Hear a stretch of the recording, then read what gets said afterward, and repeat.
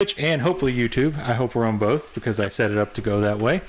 So here we are with episode 3 of The Last of Us. A click in the dark is what we call this podcast.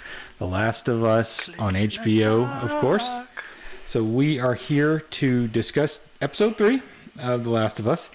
And, okay, so what are your thoughts, just general thoughts about the episode starting out? I was very underwhelmed by this episode, unfortunately. I think you're one of the few. Yeah, and I got reasons for it. I think my expectations were a little higher for what I wanted to happen, and I think that's where I got into a problem with this episode. So... Yeah. Yeah, and you've never played the game. Yeah. I always cover that. You've never played the game. So you didn't have, like, a knowledge of Bill and Frank that I would have had. So I think that makes it a little bit different for you. Right. So it's a little bit different having that knowledge of Bill and Frank, although the episode really is a big departure from the game ultimately. But I thought it was a very good episode. A lot of people are saying it's like a great episode of TV, and I would agree. It's a great episode of TV. It feels like a filler episode ultimately. A filler that fills in stuff from the game. I like the episode a lot. I thought it was a terrific episode. I don't mind when you have episodes like this where you get away from the main storyline and it ties in. I mean, it ties in, but yeah, I like that aspect of this episode. Yeah. You know, yeah. So it does. And yeah, I mean, I thought it was good. I thought it was a nice fill-in episode to fill in some backstory that we didn't get in the game. And I think that's really what Neil Druckmann was going for in this episode, is to fill in some backstory that he didn't get in the game. And obviously some departures from the game as well, which we'll discuss. We will be spoiling the episode, so if you haven't seen episodes 1, 2, or 3, technically you should watch those before you listen to this. But if you have, thanks for joining us. Yeah. Obviously, you can find us on Twitch at twitch.tv/Basement Movie Room, YouTube at youtube.com/Basement Movie Room, or you can find us on any of your favorite podcast apps, because this is essentially a podcast that we do on video on Twitch and YouTube now. So we'll get started with the recap of the episode. So we start out with Joel. He's by a river, and it says that they're 10 miles west of Boston. Joel's putting his hand in the river, the hand that he had broken essentially when he beat the guy up. Joel's pretty down in the dumps from the end of last episode where Tess died. He's rather depressed, to be honest. He's not happy. He doesn't like what's going on. Ellie's being her usual self. But he stacks some river rocks, and then they get on their way. Ellie's trying to talk to him on this little walking trip they're taking, but he's not really having it. He doesn't want to talk, and you know, she doesn't want him to blame her for Tess's death, and I don't think he really is, but I think he's just kind of closed off emotionally, basically. So yeah, I think that'll do it. Yeah, and of course, somebody that's lost that much, you know. Yeah, and of course, Ellie asked for a gun again. It's a recurring thing in the game and in the show, which I think is hilarious that they absolutely put that in the show. She constantly asks for guns. So yeah. So what'd you kind of think about this opening? Oh, I really like the opening. You know, their relationship's starting to build a little bit, and you know, Ellie's starting to chip away at that, you know, that hard surface of Joel. So, although he's still, you know, not having, yeah, he doesn't want anything to do with her. He just wants to get through this mission and get on to what he needs to do. Right. But you're starting to see a little kinks in the armor here. Yeah. He really has been pretty solidly against what he's doing so far, but now at this point with Tess dead, he's even more closed off to an extent in the opening of this episode, and he's really only doing this because Tess wanted him to, and which is opening him up. Yeah. A little bit emotionally, I think. Yeah. Like when they stop in the gas station, you start to see Cumberland. He's starting to feel like he's kind of worried about her in certain situations where before he was like, whatever. Yeah. You know, yeah, pretty much. I'm out of here. Yeah. So yeah, the conversation is fun. Honestly, it's fun for Ellie. Joel's really not having it. He doesn't want to talk about it. We go into so you mentioned the gas station. We get into the gas station. It's a Cumberland gas station, which I think is a real gas station from what I understand. And Ellie gets in there and finds a Mortal Kombat 2 arcade machine, and which is awesome. I was a huge Mortal Kombat fan back in the day, especially in the arcade. More the first one than the second one, but when the second one came out, it was awesome too. Oh, yeah. So I played that a lot. Yeah, that first one was amazing. Yeah. Oh, just so much of my money. Like $10 every weekend right into that machine every weekend. And MK2. I miss the arcades. Yeah. So they're in the gas station because Joel said that they store stuff on routes that they take to make sure that they have supplies, that people going through have supplies moving through. And they go in the gas station, and he's looking around, and Ellie realizes he doesn't actually remember where the supplies are. So he's looking around, and she's like, oh, I'm going to go over here. Is it okay? And he's like, yeah, it's fine. So she goes into a back room in the gas station and is looking around, and she finds this hatch to like a basement or something. And so, of course, being Ellie, she's not going to be scared of anything. She's going to open the hatch. And she goes down into the hatch and finds something that, is part of everyday life right now, but you probably wouldn't see much of in the apocalypse. She finds a box of tampons. Yeah. So for a girl, that's a pretty good find, yeah. honestly. So take what you can get. She's really excited about that. And as she finds those, she hears a sound, a zombie sound. And she turns around and looks, and there's a zombie pinned under some rocks. I guess this zombie's either been there for a long time, or maybe it was a guy that got infected, got trapped down there. I don't know. I'm assuming he was down there for a long time. So she finds the zombie. It's pinned, and she's all about it, man. She is excited to be near one of these guys that can't really hurt her. So she walks over to it, kind of investigates it, gets her knife out, and cuts its head open, and you see all the fungus inside of its head when she cuts it open. Lots of curiosity. A little blood, yeah. A little bit of blood. So these people are still alive. So it's not like they're not alive still. It's the fungus just controlling them. And the shot of the eye looking at her.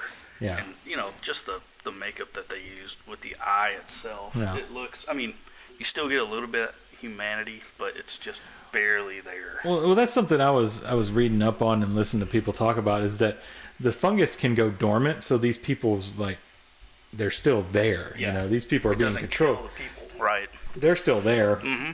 And I mean, maybe in that eye, you even see some recognition of please kill me type thing. Yeah.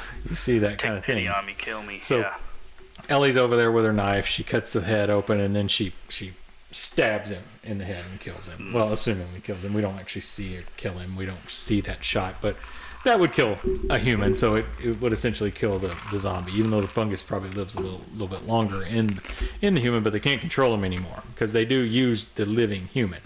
Right. And this one's kind of got the fungus blowing out of its head too, so maybe he was going, starting to become a clicker. Yeah. Because that's the long-term zombies. So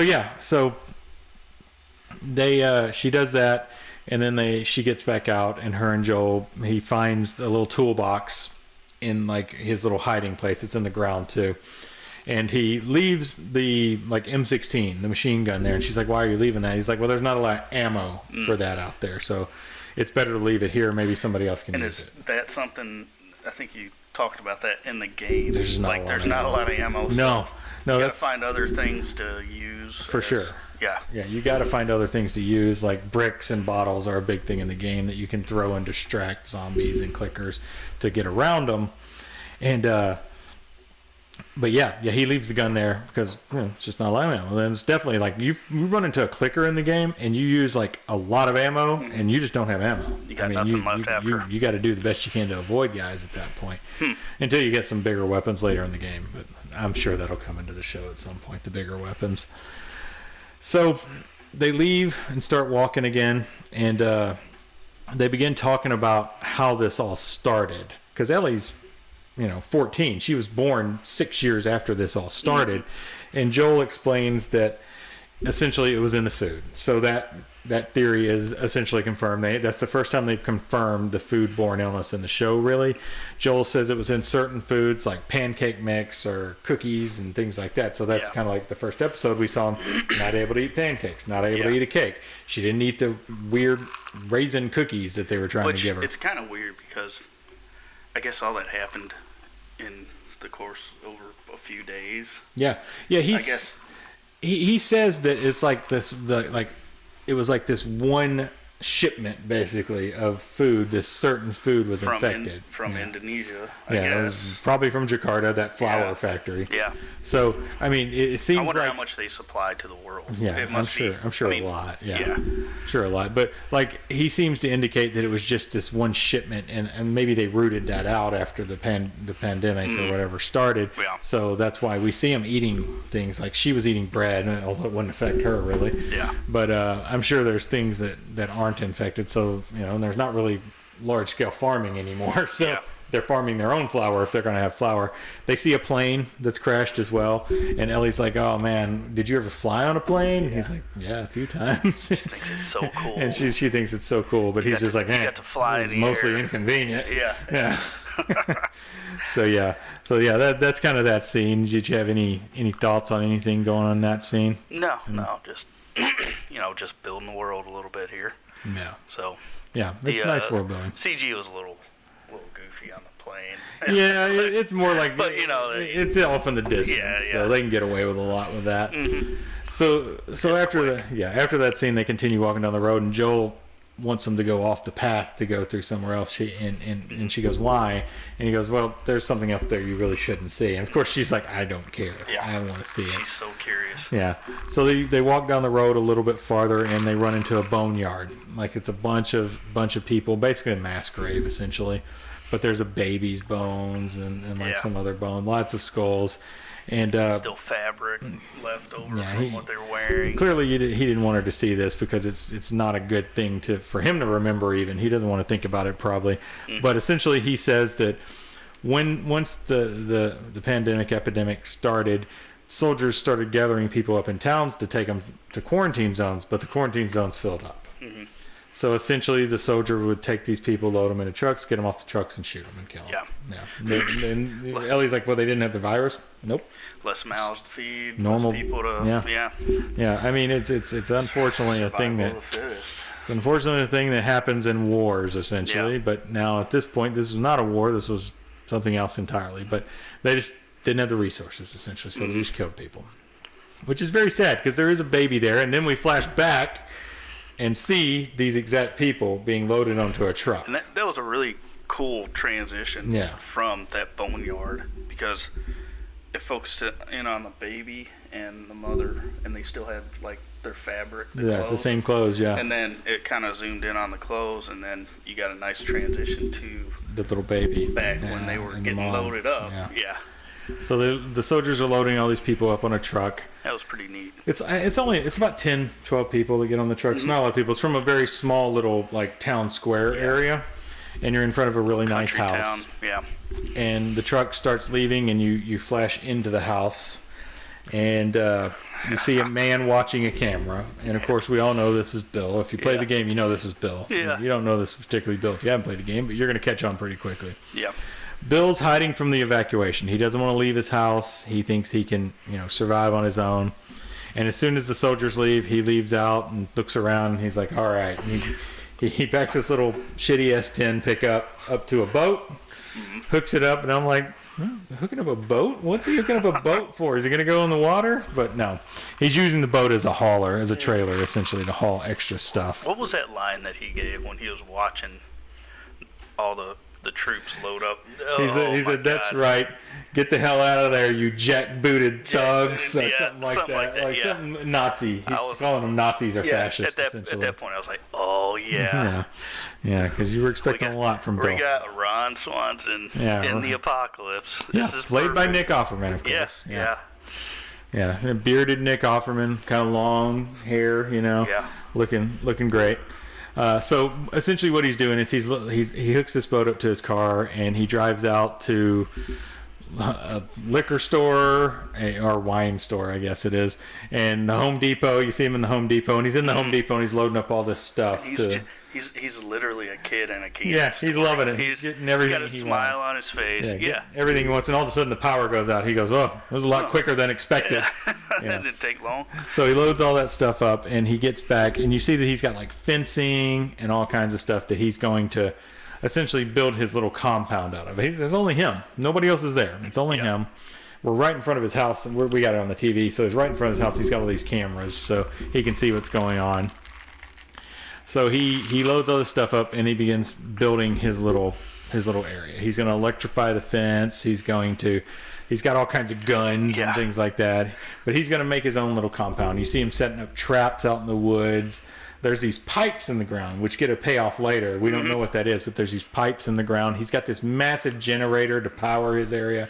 Yeah. He goes to the natural gas company, and turns the natural gas back on to make sure he has hot water and things like that through his natural gas lines. So he's setting up a secured town for himself. And after it kind of shows that for a little bit, it flashes forward 4 years. But we can talk about the scene with Offerman and with Bill doing all this. So any thoughts about that? Yeah, no, it just and this is where my expectations were high for the show. Yeah. And because, I was a fan of Parks and Rec, and he was one of my favorite characters in that. And I'm like, oh my God, we're getting that character in this world right now. Yeah. This is going to be awesome. Yeah. He's going to be amazing in this. He's going to be a complete badass. And it starts off like that. I mean, it ends like that too, but my expectations were through the roof at this point. Yeah. So yeah. He's being the badass. He comes out in the gas mask. I forgot to mention that. He comes out, which is a big thing in the game because it's spores in the game. So he comes out in a gas mask. So it's kind of like a callback to the game just a little bit on that part. But yeah, so we flash to 4 years later. There's an alarm that's tripped, and it's one of his holes. He built like these holes covered with chicken wire so people would fall down in them if they stepped on them. So he goes out, and there's a guy played by Murray Bartlett. We're going to learn that's Frank Murray Bartlett from the White Lotus most recently. He was the best part of that show. Yeah, we're going to learn that's Frank, and he meets Frank. I'm getting a phone call. Hold on. Hello? What do you need? You can edit this out, right? Don't worry about it. I'll clean it, but I told them to, and they were supposed to already.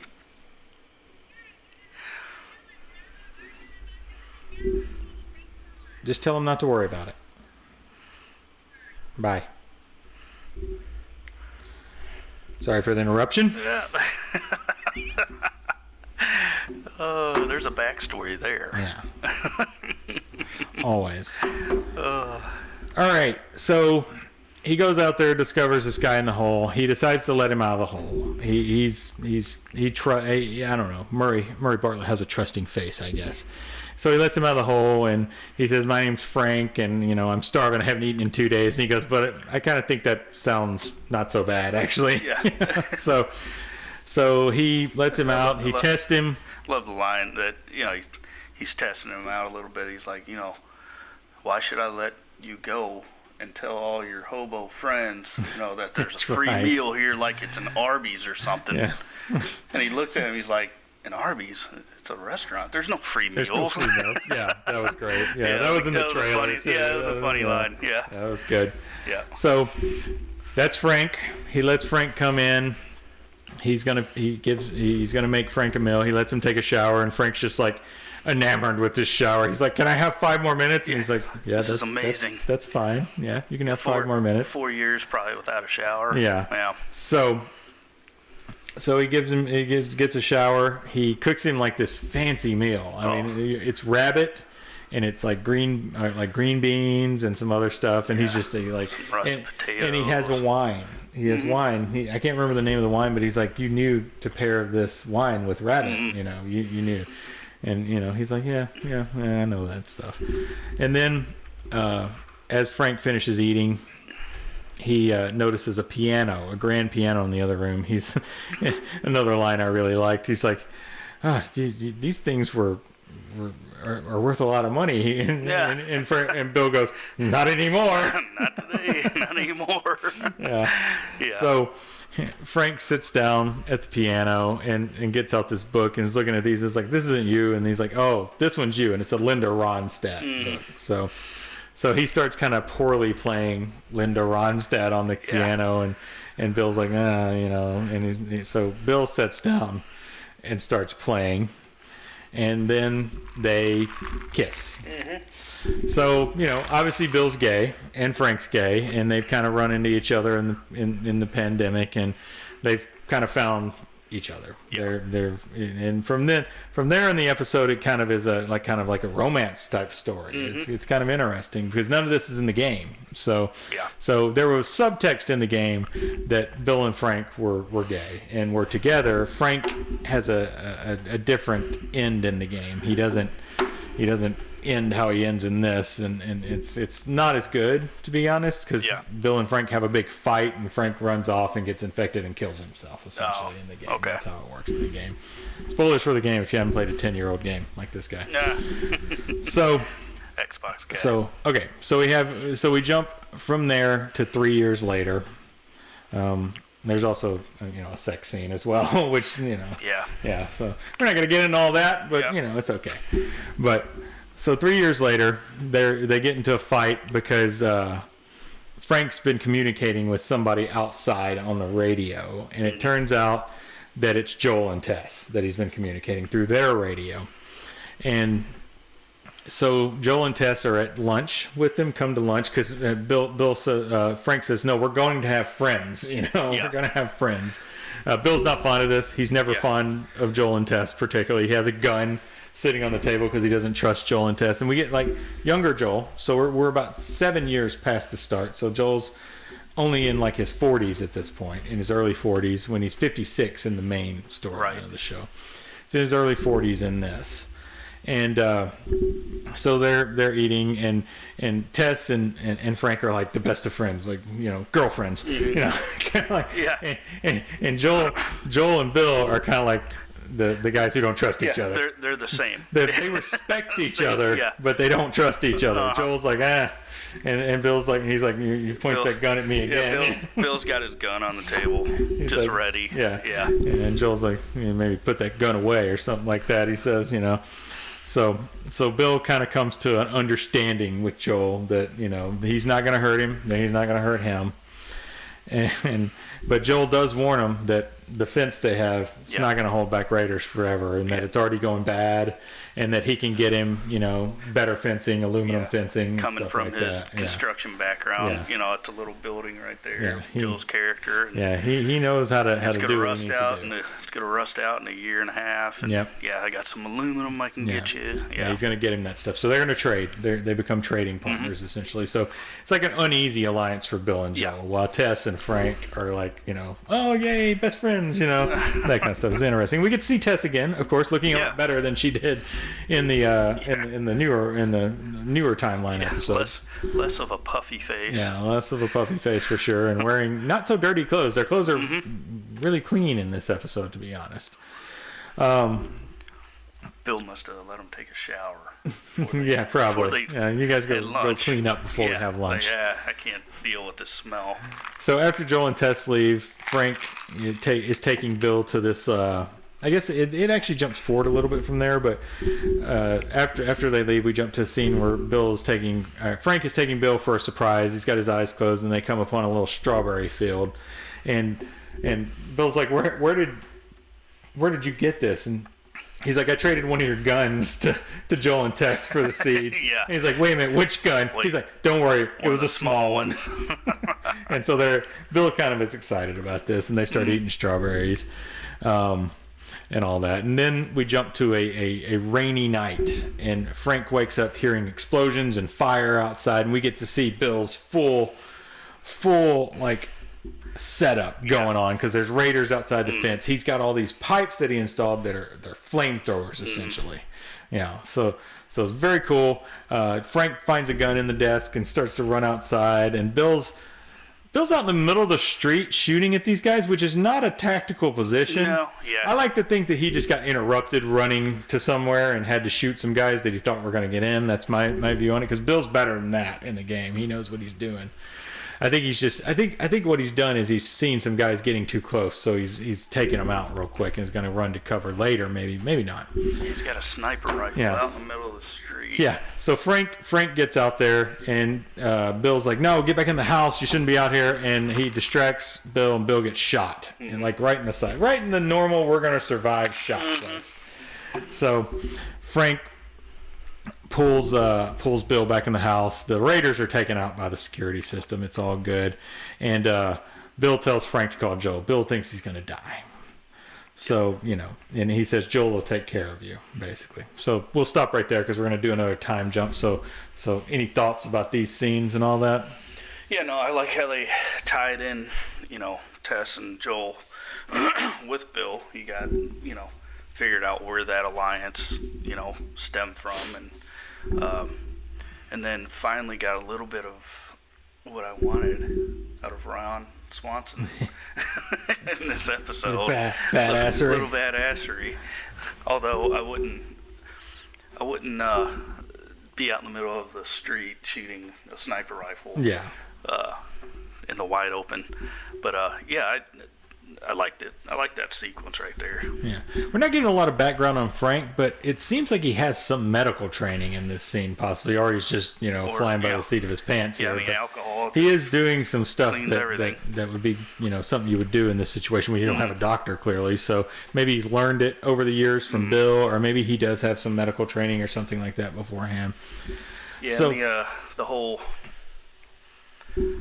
They really try to make it look like he died. Yeah, they're making it look scene. like that. Yeah. They do make it look like that. But clearly, if you play the game, he's going to live longer, and you're expecting other things to happen, which don't ultimately happen. But so after that scene, we flash 10 years later. But something back on the previous scene in the Strawberry is Bill says to Frank, I'm sorry I'm getting older faster than you. Oh, right. So when we jump this 10 years...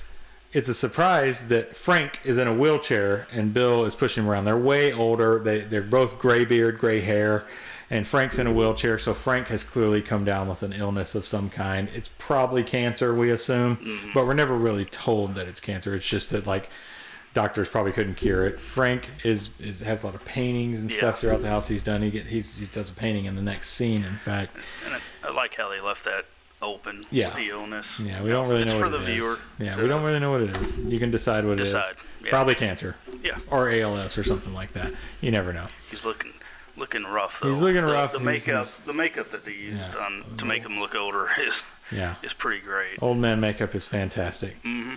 So Bill and Frank are together, and he puts Frank to bed, and they go to sleep. And the next morning, Bill wakes up and Frank's out of bed in the wheelchair, and he's like, "Oh, this took me all night to do this," And he's like, "What are you doing? Now, let me get you back in the bed." He's like, "No, I'm not getting back in the bed. This is my last day. Yeah, I want to spend it together. I want to do things we want to do, and you're going to do stuff I want to do. We're going to go to the boutique. We're going to do this and that, and we're going to get married, and you're going to wear the clothes I want you to wear." So Bill assents to that. He's going to make him a meal, and then he's going to take the medicine they have. I guess Bill's gathered up medicine for him. He's going to take the medicine they have, and he's going to essentially pour it in his wine glass. He's going to drink it, and he's just going to go to sleep and not wake up. Yeah. So they get to the meal scene after they do the marriage and everything. It's all very romantic and things like that they do. And it's all Frank here. Bill's not a romantic, obviously. But, you can tell they do love each other, at least. So they come out with the meal. Bill's made the exact same meal from their first day. The rabbit, the green beans, all that, with the exact same wine. They even show the wine, and he kind of smiles when he sees the wine. He's got quite the stock of that wine. Oh, I'm sure. Yeah, well, there's a wine place there that's not touched. So I would be out of that. You'd be out in a year. Maybe 6 months. I'd be dead. Yeah. So he brings the wine out for after dinner, where he's going to put the medicine in the wine, and he pours the medicine in the wine. They both drink the wine, and Frank figures out that Bill's put it in his wine as well, and that they're going to go out together. This was Bill's idea. They're going to go out together. Bill doesn't want to live without him, so they're going to go out together. Then this is the biggest departure from the game. I mean, all this wouldn't have been a big departure other than Bill's age, maybe, if Bill hadn't taken himself out, basically. And they wouldn't have gotten a fight and Frank run off and kill himself, essentially. This is a big departure that Bill kills himself instead of Joel helping Joel at some point in the game. And then you meet him and they have a conversation. So do you think a lot of people were thinking in this episode when Frank ran out of the house and Bill came after him, when they were in that argument. Did you think that was when he was going to run off? Yeah, that was possibly when, but it was too early in the timeline ultimately. But so this is the departure. It could have stayed the same after this, but I think it makes for a better backstory. I think that Druckmann actually wanted to tell in this. So it's a double suicide essentially. They both die together, and right after that scene, right after they go to bed, we jump back to Joel and Ellie, and they're coming to see Bill. Joel's putting in the gate code. They're friends enough that Joel can get in and out of his compound on his own. He gets in the gate code, and they go in the house, and Joel's looking for Bill. Everything's kind of looking run down. It's been a little while since they died. Everything's overgrown. He notices like the flowers haven't been watered, and so he's worried. Joel knows right off the bat. He's worried about his friend. Because they are friends. It's it's still an uneasy alliance because Joel's looking around. He tries to open the bedroom door. It won't open because they barricaded it, probably because they don't want anybody bothering their corpses, I guess. Yeah. So Ellie finds a note. Joel comes around, and I wrote in my notes here that the note is amazing. It's a great note. It's like Bill's just giving Joel hell in the note, but he's like, in the sad part of the note for Joel is that he says to take care of Tess, but Tess is dead, of course, and Bill wouldn't have known that. But I think we can do a little transference that it's more about Ellie now. Yeah. Ellie read that note first. Yeah, right? Ellie reads most of it, and then Joel takes it and reads the rest. Right. Yeah.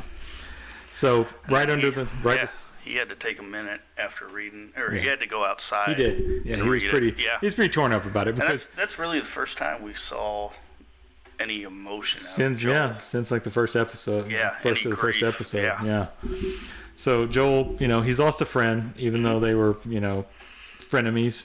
Yeah. sort of, respectful towards each other. But they also find a key beside the note, and it's a key to the S10. Still S10. Running, still looking great. And we'll stop there. Did you have any thoughts about those scenes? Yeah, no, I kind of like how they went out on their own accord. Yeah. They made it through this whole, shit show. 20 years. And didn't, say didn't get a scratch on them, but they, didn't get infected. They made it through a long life, and they went out on their, their own accord, how they wanted to. Yeah. In a sense. And I thought that was pretty neat. Oh, yeah. Yeah, I like how they played that out. Yeah, no, it was real good. Real good. So Joel and Ellie use the house to their advantage. Bill would have wanted them to. They take showers. They change clothes. Ellie finds a shirt that is straight from the game, so she's wearing the same clothes she wore in the game. And Joel goes out to the garage with the S10. There's no battery in it. This is the whole thing. There's no battery in it, but he looks around and finds in the fridge there's lead. There's a battery casing, sulfuric acid, so he can make a battery. Yeah. And he's got it. There's a charger out there. So he comes back in the house. He's like, I'm charging the battery, and that's when they do the showers and stuff. And Ellie's kind of snooping around and finds that gun that Frank had in that desk drawer and sticks it in her backpack. Oh, yeah. Of course, she's got a gun now. What she's always wanted. You got to say that's going to come into play. Oh, that's Chekhov's gun. It's going to come into play at some point. It's going to save Joel's life, I'm sure. Yeah. So after the battery's charged, they decide to leave. They get in the truck, open the gate up, drive out, and they're driving. I like the comment. Like Ellie's first time she's ridden in a car. I guess she never rode in a Fedra vehicle at all, and she's super excited about it. And Joel's like, "Put your seatbelt on," But I like the comment. Yeah, she's like, "What?" She's like, "This is a cool thing." He's like, "Oh, I just thought it was a shitty S10." Yeah.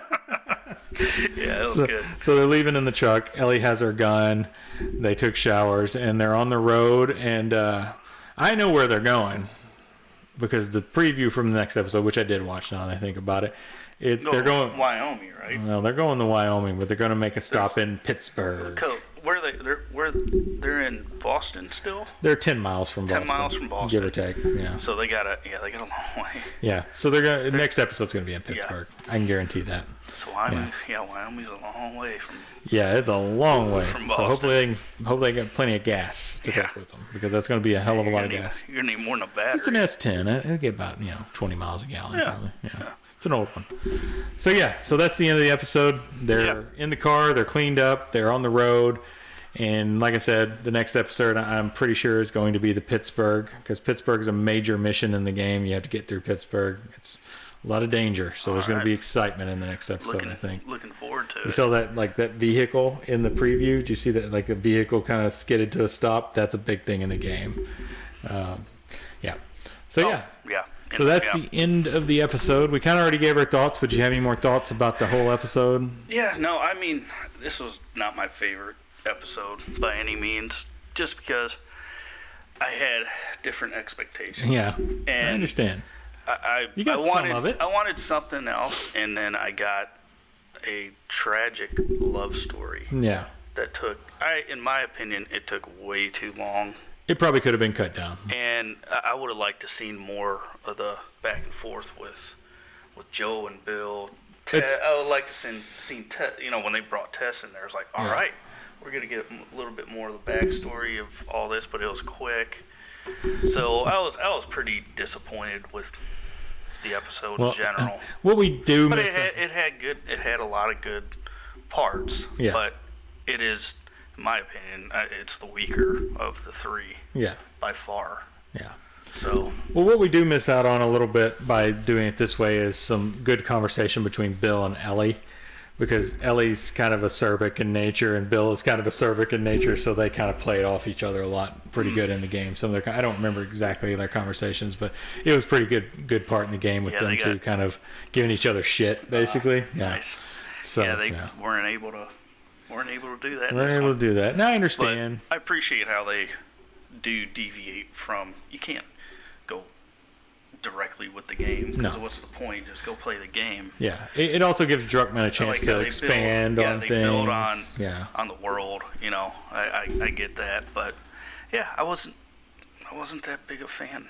I think you're gonna honestly probably see Emmy nominations for Murray Bartlett and Nick Offerman for this episode. The acting's great. The acting was superb. Don't get me wrong, but I mean, just not what I was wanting out of this episode, and I think that's what disappointed me. Yeah, I understand. And I don't know the games.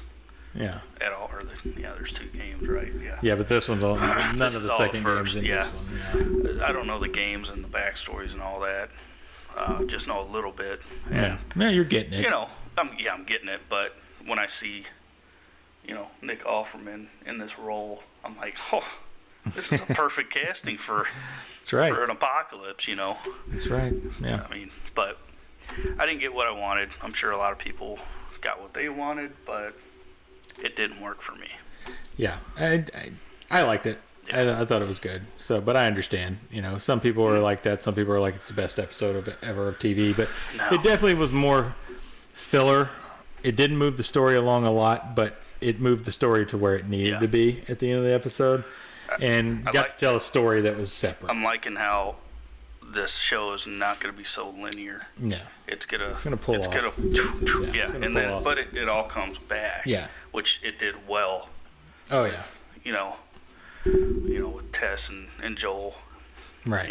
Being in the mix, and I mean, I enjoyed it, but I didn't love it. Right, I understand. Yeah. I thought it was the first two episodes I've gone back and watched a lot. I'll have it in the background cleaning, whatever. And I don't know if on rewatchability this will be one of the lesser ones. Yeah. Maybe because it's slower. It is. It's a slower episode. It certainly takes a slower pace. That makes sense. Yeah. That's just me. Yeah, I understand. All right. Well, that is it for episode 3 of The Last of Us. Yep. Thanks for listening. Thanks for watching. If you don't follow us, be sure to check us out on YouTube. I'm going to do this again. YouTube.com/@basementmovieroom or Twitch.tv/basementmovieroom. You can also find the podcast on any podcast app out there. We just changed over to a new podcasting hosting, so that won't cause any problems, I hope. But in any case, it's exciting. You find us. You can also now email us at basementmovieroom.podcast with an S on the end at gmail.com. So if you want to ask any questions or anything of us, you can email us there. Yep. Otherwise, start putting that in a link. Yeah, we should. A link down here. Yeah, we definitely should do that. Or over here. If I remember to do that somewhere. That's what everybody, give or take. That's what everybody does now. Click the link here or here. Yeah. So That's it. We'll see you next week for episode 4, hopefully on Sunday. There's a little ice last night, so I didn't get to come over to record last night, but we're going to try to keep it every Sunday. Otherwise, we'll probably be doing a movie or two here after we get done with this one, so if you stay tuned, we'll start another stream shortly after this one, and we'll see you next time on Basement Movie Room. Until next